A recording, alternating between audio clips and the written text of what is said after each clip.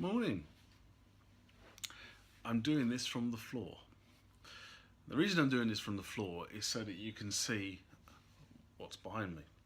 So, God, some weeks ago now, I think probably before Christmas or maybe just after Christmas, I made some comments about redesigning the whole sort of Midi patching way I do Midi patching within the studio. That's taken a lot longer than I thought it was going to take. Not purely because of it took me a long time to put things together, because that hasn't taken me very long at all. It's just taken a long time to find and source the components that I needed. So for quite a while now, I've had two of these Roland 880 units, which I've been using in the studio. And they are really good units. So it is a manual unit.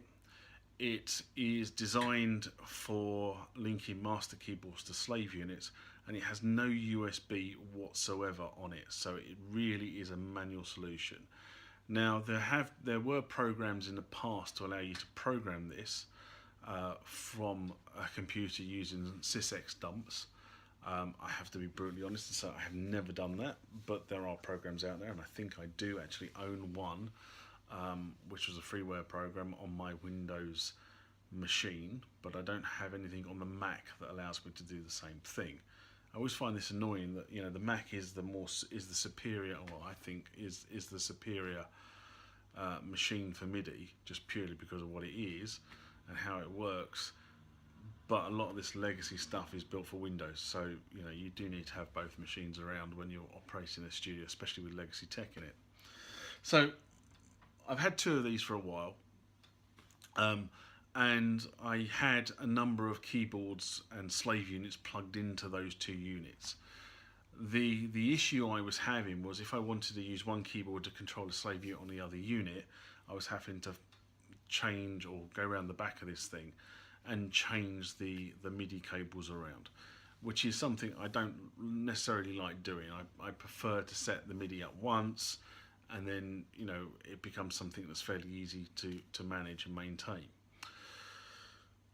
The other thing I've said, and I've said this on the channel quite a few times now, is I was having real problems with my MIDI USB solution. So I've had for about 4 years now, 3 to 4 years, I've had the Mark of the Unicorn Motto MIDI Express XT. And don't get me wrong, it's a really good unit. The problem I was having with it was I was struggling with my workflow to use the unit effectively.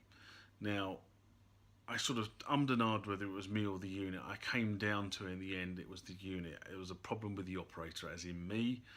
And I was struggling to get the unit to do what I wanted it to do, without having to sort of resort to start programming the damn thing. And I don't want to do that.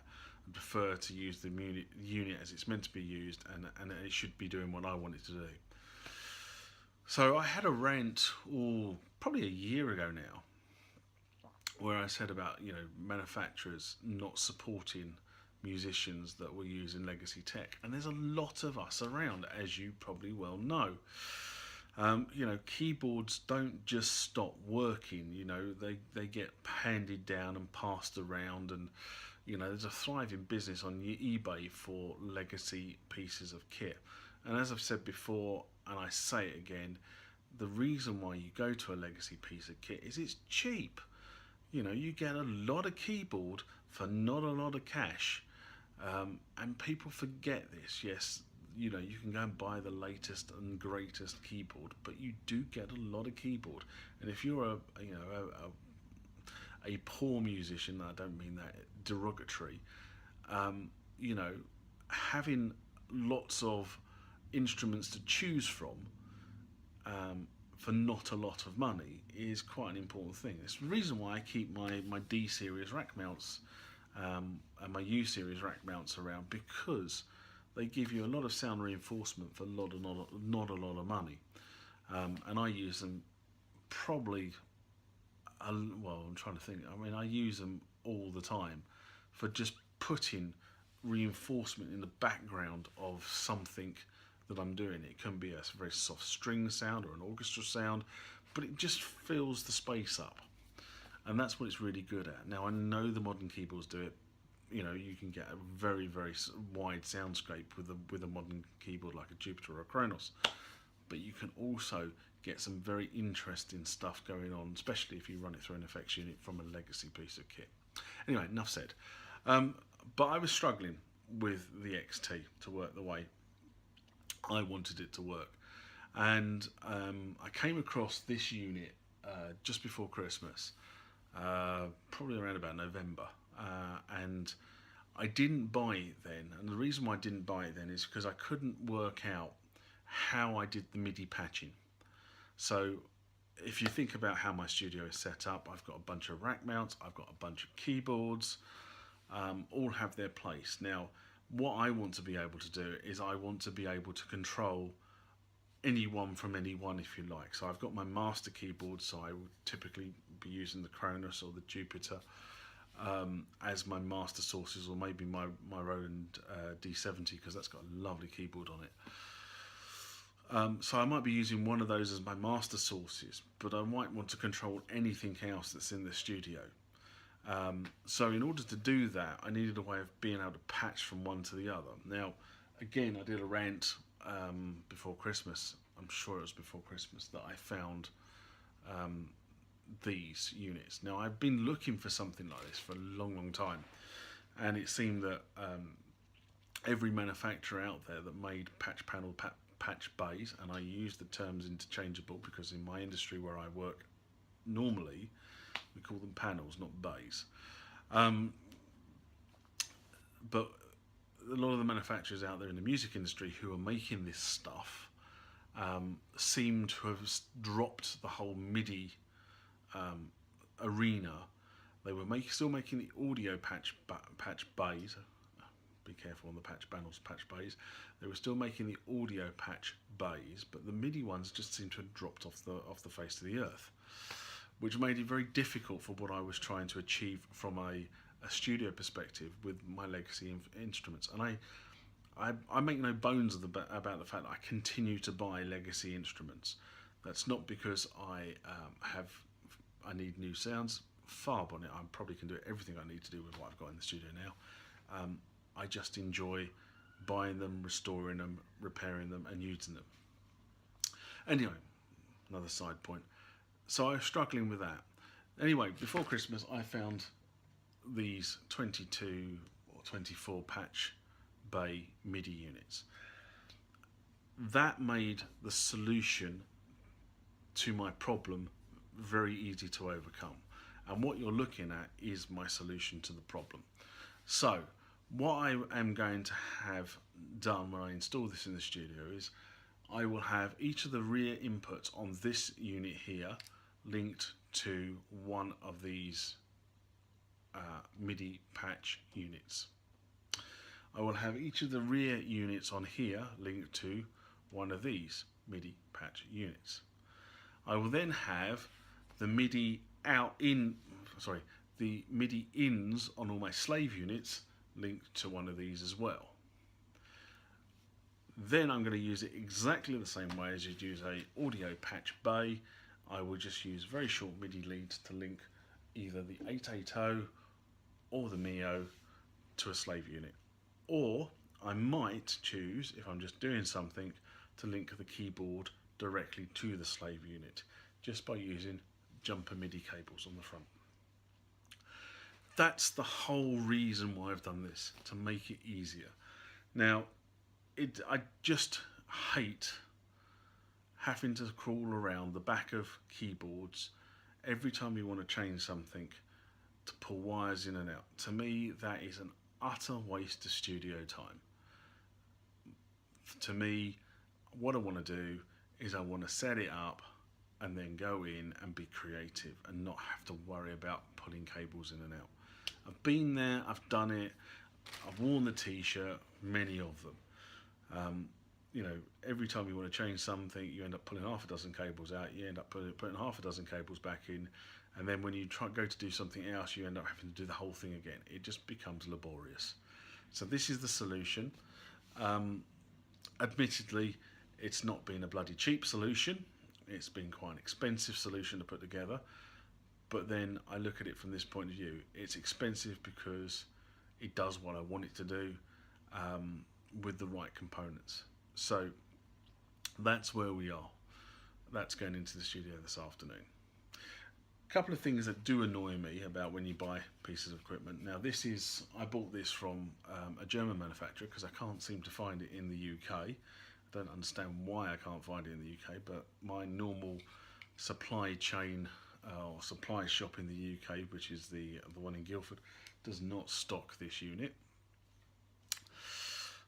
So it came from Germany, and of course when it comes from Germany, there's the power supply, and as you can see, it's got a UK bit on it.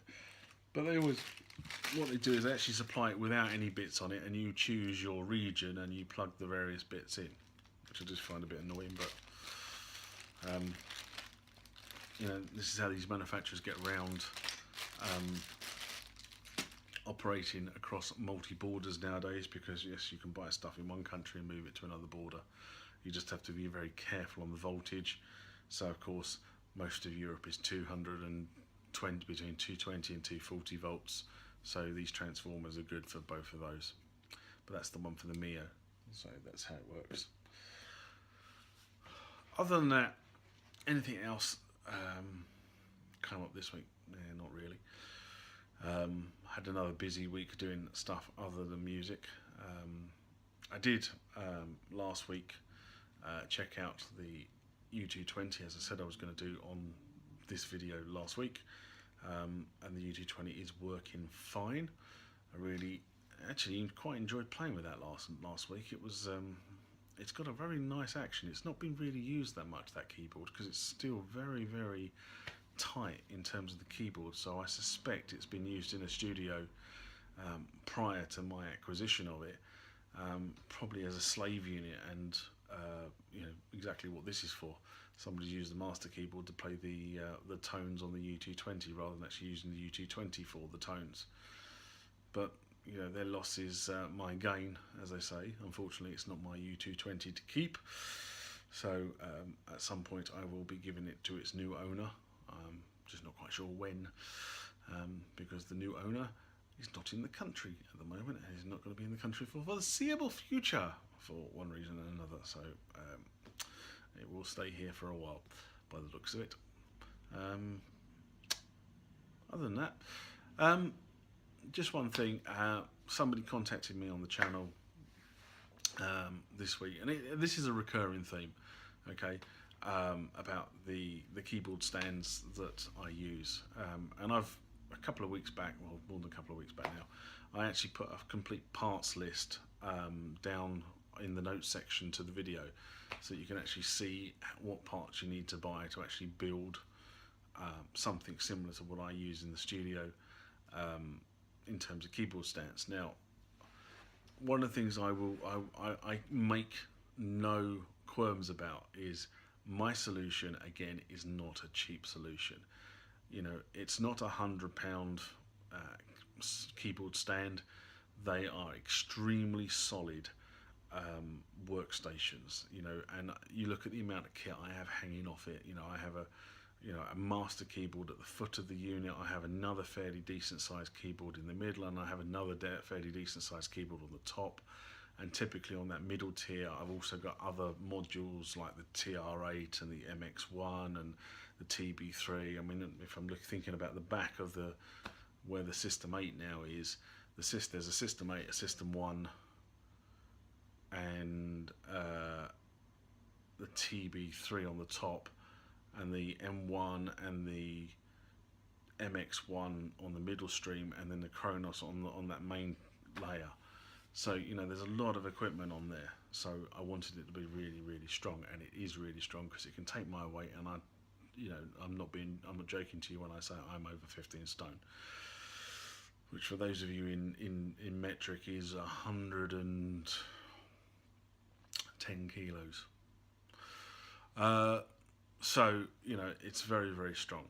and it's a very good solution for what I need it for, but it ain't cheap. So, you know, if you're looking for a cheap solution, it's probably not the solution for you. If you're looking for something that has a wow factor on stage, it is a very good solution because it's all chrome. If you hit it with lights, it all shines up, lights up, very, very shiny, you know, it has that factor. But it's horses for courses. Other than that, not an awful lot else to say this week. So I'm going to shut up and I'm going to go and install this. So, till next week. Catch you later.